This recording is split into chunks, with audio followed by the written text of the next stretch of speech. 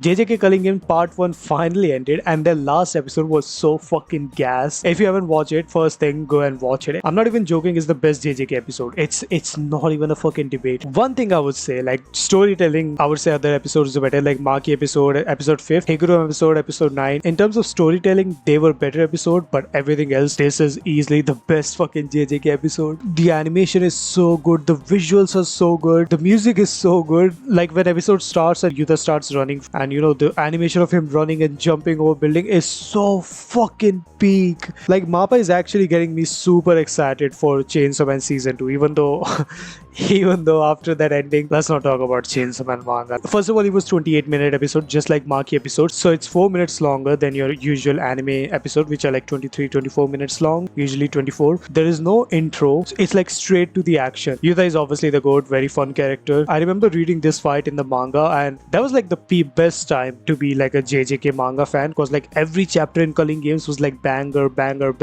I still remember when the chapter in the manga ended with the triple domain expansion, which we see in this episode. Yuta stocks were up. Like that was one of the best time to be a Yuta fan. So yeah, this was the final episode and it was not a disappointment. This was actually the fight I was hyped for. I even talked about it in the first JJK video when season 3 came out. I made the video, and in the spoiler section I talked about 2 fights, and this was one of them. I did say Yuta 3-way fight against Uro and Ryu. I said that's one fight I'm looking forward to, and another fight which is a spoiler, I won't say it, but that's in part 2. Like it's not in part 1 obviously. That's gonna be the best fight of this season. Once that fight get animated, oh my fucking god, internet might actually break. Like that fight is so fucking peak. It's the best fight in Culling Games arc, but that's in part 2, and I'm pretty sure part 2 gonna come out, like I'm seeing many people saying like it's either very late this year or like January next year. I'm in no rush honestly. Like this year is already so much stacked. Like Invincible is going on, we will be getting Doctor Stone final season. I still have no idea when Chainsaw Man season 2 gonna come out, but that's gonna be peak whenever that will come out. International Assassin arc, I'm fine with Mappa taking their time, because first of all, if you see this episode, they are cooking. The visuals, the animation, it's all so fucking peak, and it takes time. Again, I don't believe it. There is no confirmed source saying that it's gonna be next year, but what I'm saying is I'm fine if they take like a whole year. Anyway, let's talk about this episode, the 3-way fight. Oh my, first of all, I love these battle royale fights where you don't fight one opponent, where everyone is fighting each other. They were not jumping Yuta.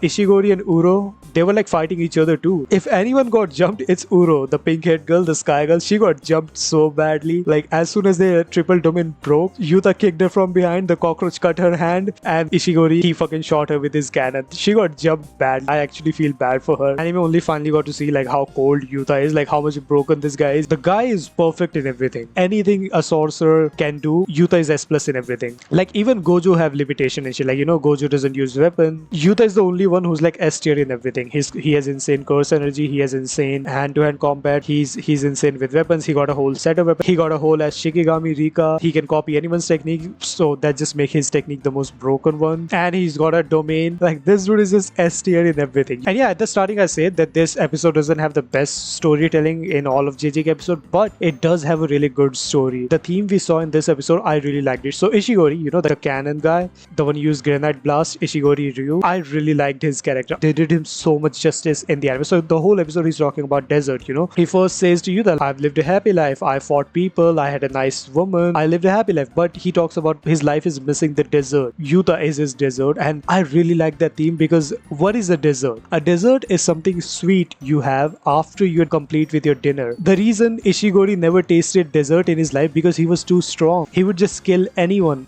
No one was able to push him to his limits. Like when he fought Yuta, he was fighting beyond his limit. Even when his curse technique stopped working, he was like throwing hands with Yuta. He finished the whole meal, aka his whole fight with Yuta, to the point where both of them couldn't use their curse technique. But even after that, they were throwing hands. That was his dessert. Something little extra after you're done. Even though he had reached his limit of his curse technique, he was still fighting. That was his dessert. A little something extra after the main meal. And I like that theme so very much. Like in the finale when they do the beam struggle, Yuta was about to shoot him before Ishigori could use his granite blast. But Yuta didn't cheat it, because he saw in Ishigori's eyes how much he wanted it. How much he wanted to just go beyond his limit, just use everything he has. Yuta was like, alright, I won't cheat. I'm gonna fight fair and square. Even the way the narrator said it was like so much beautiful. The 400 years of longing melted Okotsu Yuta's heart, and then they do their beam clash and the opening starts playing. Absolute cinema. Like absolute fucking cinema. This is easily fourth or third best fight in the whole fucking show. What I also like about this show is like the insane battle like every character have. Like except for like Itadori, you don't really see much brute-minded people, and Itadori is also not like dumb. He also fight with brains. We also got to see that in this episode. Like everyone is smart. You just think you outsmarted them, but they will outsmart you. Like everyone has insane battle IQ in JJK. Like I specifically hate like brute force kind of stuff. One character wins just because he's strong. He didn't use any strategy, no nothing. Like I don't like that kind of stuff. That's why I love JJK fights, because it's always brain. Even though Yuta was broken in everything, he had the strongest Shikigami, fucking curse tool, insane curse energy, copy technique and everything. He still was thinking, he still was using his brain. He wasn't just brute forcing and winning. He won because outsmarting Ishigori. What I'm really excited is for part 2. From this point on, I'm gonna talk about part 2 spoilers. Now, if you're not a manga reader, please leave. Yeah, manga stuff now. If you paid attention this episode for a second, they show us true form Sukuna. And oh my fucking god, I almost screamed my pant. I'm a huge Sukuna fan if you don't know. And seeing like true form Sukuna in anime, like actually detailed, like not just like a silhouette we saw in like season 1. I just can't wait for true form Sukuna to be in the anime. They're gonna do my goat so much justice. If you've read the manga, you know what fight I was talking about earlier, the one I'm even more hyped for, even more than Yuta's fight, Hakari versus Kashiwa. Like that's the fight.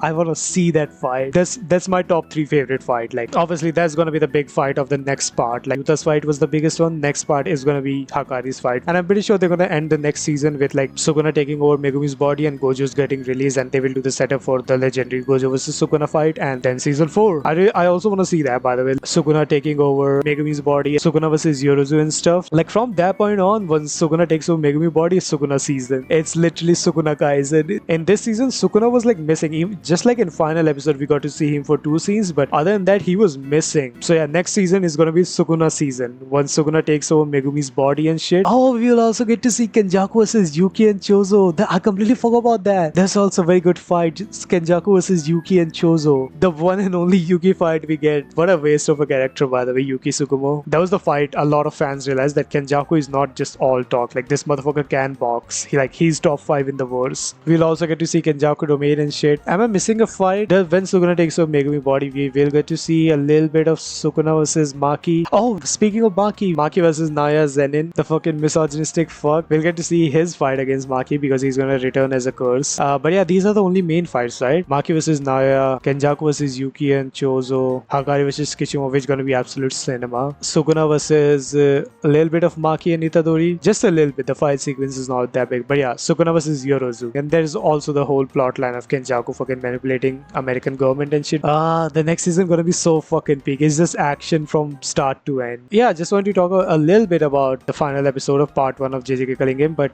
yeah, I also need to make a video on Invincible. But yeah, see ya.